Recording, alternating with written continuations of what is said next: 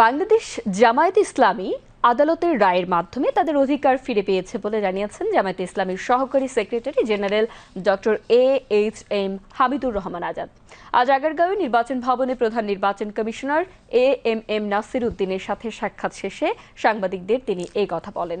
সাক্ষাতে বাংলাদেশ জামায়াতে ইসলামীর 6 সদস্যের প্রতিনিধি দল অংশ নেয়।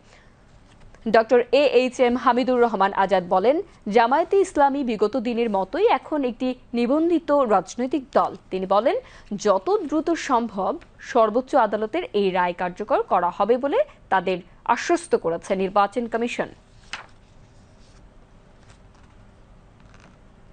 ইলেকশন কমিশনের চিফ ইলেকশন কমিশনারের নেতৃত্বে ফুল কমিশনের সাথে আমাদের মিটিং হয়েছে। সিনিয়র সচিবও সেখানে ছিলেন এবং ল ডিপার্টমেন্টের যিনি দায়িত্বপ্রাপ্ত উনিও ছিলেন।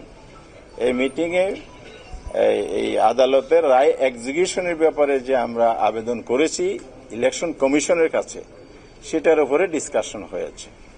সেই প্রেক্ষিতে ওনারা আমাদেরকে পজিটিভলি রেসপন্স করেছেন এবং অফিসিয়াল প্রসিডিউরে যতটুকু সময় লাগে ভেরি আর্লি এজ পসিবল এটা দ্রুত ওনারা কার্যকর করবেন বলে আমাদেরকে পজিটিভলি জানিয়েছেন এবং আমরা আমাদের বক্তব্য তুলে ধরেছি এবং এটা বিলম্ব না করে দ্রুত যাতে কার্যকর করে।